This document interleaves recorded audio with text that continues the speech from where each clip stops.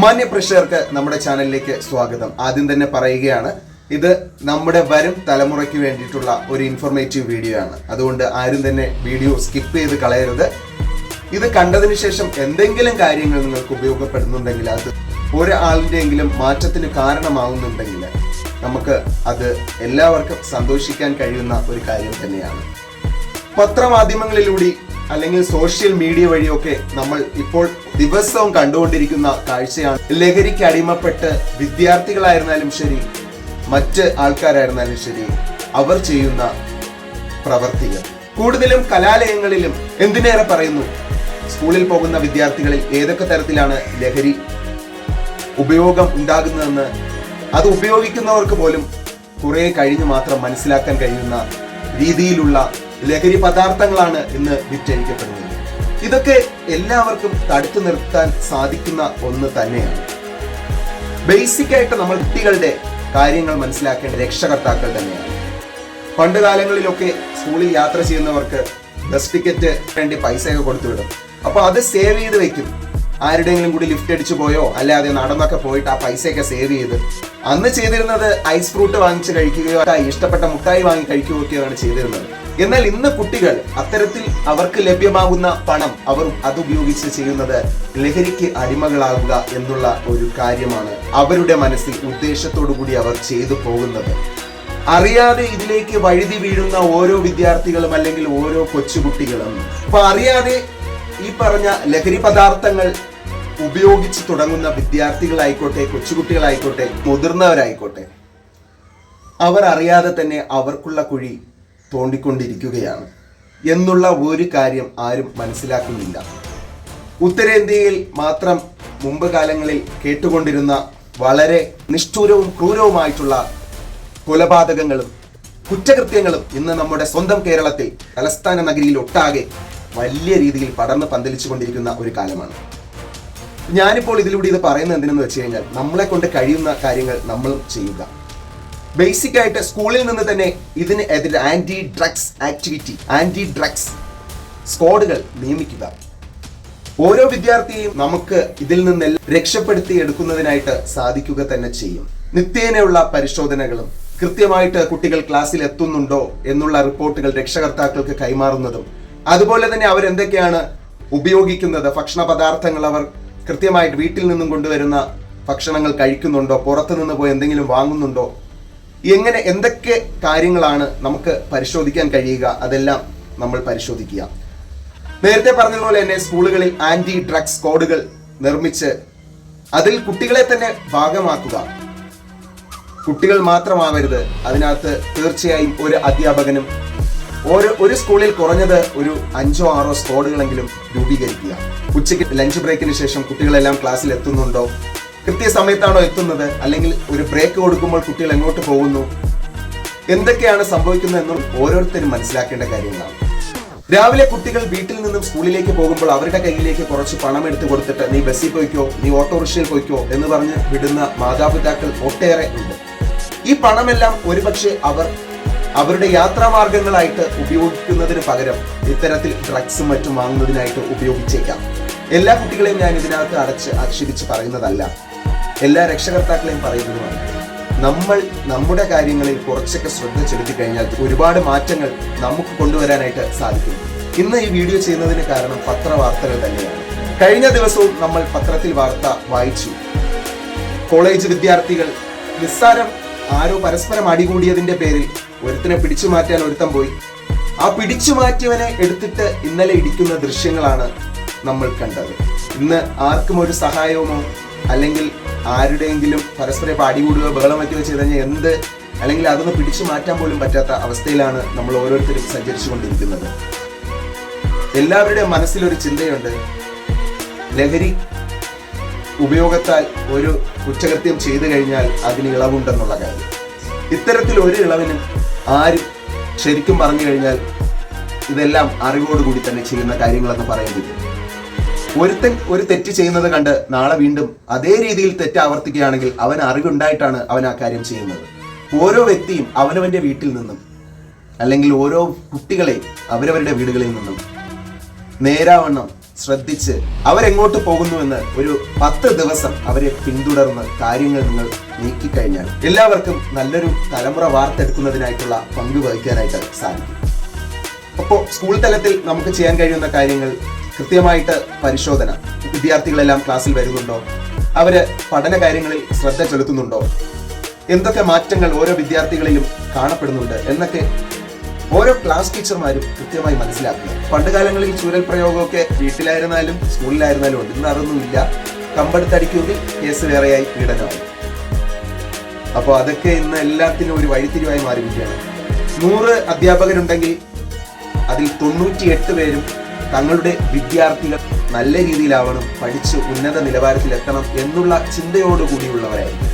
ലഹരി ഉപയോഗത്തിന് കുട്ടികളിലേക്ക് പണം എത്തുന്നതിന് ഒരുപാട് ഘടകങ്ങൾ ഇന്ന് ഉണ്ട്. പലരും മെസ്സഞ്ചറായി നിന്നിട്ടും അല്ലെങ്കിൽ ഈ സാധനങ്ങൾ തന്നെ അങ്ങോട്ടും ഇങ്ങോട്ടും പാസ് ചെയ്തൊക്കെ പണം ഉണ്ടാക്കി അവസാനം അവർ അതിൽ നിന്നും സാധനങ്ങൾ വാങ്ങിച്ച് രുചിച്ചു നോക്കിയും അല്ലാതെയും ഒക്കെ ഇതിന് അടിമകളായി മാറുന്ന ഒരു കാലഘട്ടം കൂടിയാണ്. ഇപ്പോൾ ഈ സോഷ്യൽ മീഡിയയിലായിക്കോട്ടെ, ഇപ്പൊ യൂട്യൂബിന്റെ പ്ലാറ്റ്ഫോമിലും ആയിക്കോട്ടെ, ഇപ്പൊ ഇത് കേട്ടുകൊണ്ടിരിക്കുന്ന വളരെ കുറച്ച് ആൾക്കാരെങ്കിലും ഉണ്ടാവും. അതുപോലെ വളരെ ഉന്നതിയിലുള്ള ആൾക്കാർ പരസ്യങ്ങൾ ചെയ്യുന്നത് കാരണം ഇപ്പൊ ബെറ്റിംഗ് ആപ്പുകൾ അല്ലെങ്കിൽ നമുക്ക് പറയാം റമ്മി, പാഷൻ സർക്കിൾ, ഇത് കളിക്കും നിങ്ങൾക്ക് ഒരുപാട് പണം കിട്ടും എന്നുള്ള പറഞ്ഞിട്ടുള്ള ഒരുപാട് പരസ്യങ്ങളൊക്കെ നിങ്ങൾ ഇതിനിടയിലൊക്കെ കാണാറുണ്ട്. നിങ്ങൾ ഒന്ന് ചിന്തിക്കുക, ഇത്തരത്തിൽ പണം കിട്ടുമെന്നുണ്ടെങ്കിൽ എല്ലാവരും ആ പരിപാടി അങ്ങ് ചെയ്താൽ പോലും അവര് പണക്കാരാവുമല്ലോ പെട്ടെന്ന്. ഇതെല്ലാം തട്ടിപ്പുകളാണെന്നുള്ള കാര്യം ആദ്യം മനസ്സിലാക്കാനായിട്ടുള്ള ബുദ്ധിയാണ് നമുക്ക് ഓരോരുത്തർക്കും വേണ്ടത്. പകുതിയോളം ക്രിമിനലുകളും അല്ലെങ്കിൽ ക്രിമിനൽ മൈൻഡുകളും പണം എങ്ങനെ ഉണ്ടാക്കാം എന്നുള്ള ചിന്തയിലൂടെയാണ് ഉണ്ടാകുന്നതെന്നുള്ളത് എത്ര പേർക്കറിയാം. പണം ഉണ്ടാക്കുന്നതിനായിട്ട് ഏത് മാർഗവും സ്വീകരിക്കുന്ന ഒരു രീതിയായി കഴിഞ്ഞിരിക്കുകയാണ് ഇന്ന് കേരളത്തിലെ ജീവിത രീതികൾ.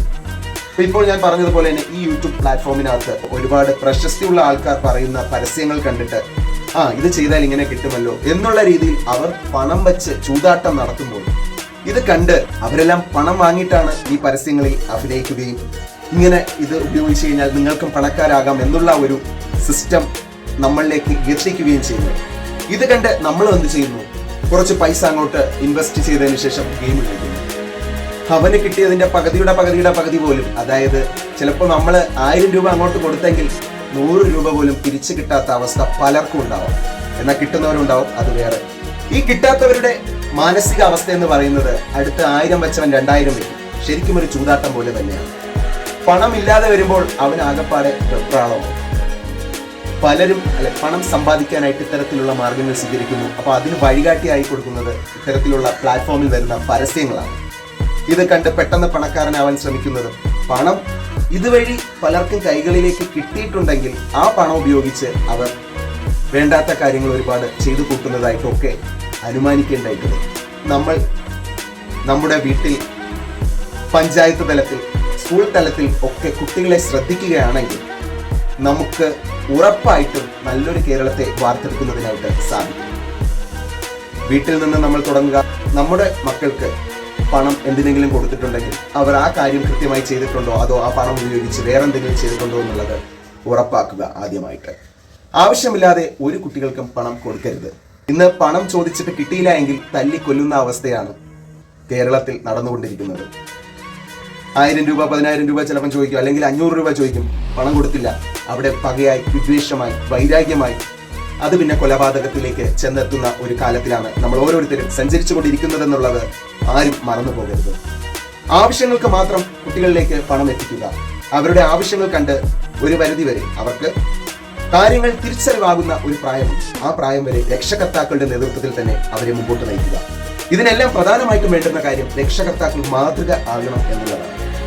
നമ്മൾ എങ്ങനെയെങ്കിലും നടന്നിട്ട് കുട്ടികൾ നേരെ നടക്കണം എന്ന് പറയുന്ന വഴി അത് ആർക്കും ശരിയാകുന്ന ഒന്നല്ല. കുട്ടികളുടെ അടുത്ത് സമയം ചിലവഴിക്കാനായിട്ടുള്ള സമയം, അല്ലെങ്കിൽ കുട്ടികൾക്കടുത്ത് ചിലവഴിക്കാനായിട്ടുള്ള സമയം ദിവസവും 2 മണിക്കൂറെങ്കിലും എല്ലാ രക്ഷകർത്താക്കളും മാറ്റി വെച്ചേ മതിയാകും.